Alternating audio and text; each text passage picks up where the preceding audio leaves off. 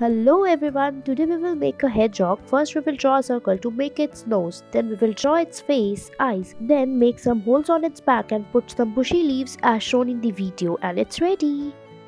Next we'll make a tree and a girl using the flowers and the leaves. Using dry flowers we have created a tree. Now we will be making a girl. Take the leaf and cut it. Now paste it in the same shape. Now draw its hairs, eyes and her hands and the legs and it's ready.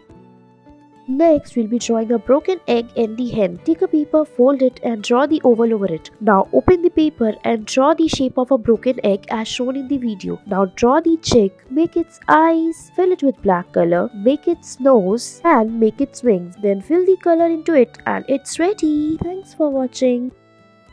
Next, we'll be making a deer using the peanut shell. Empty the peanut shell and stick it in the shown way. Now draw its legs, tail and the neck. Now draw its horns and then we will make its eyes, nose. In the same way, we will draw one more deer as shown in the video. Now put some colorful dots on the paper and our deer is ready. Thanks for watching.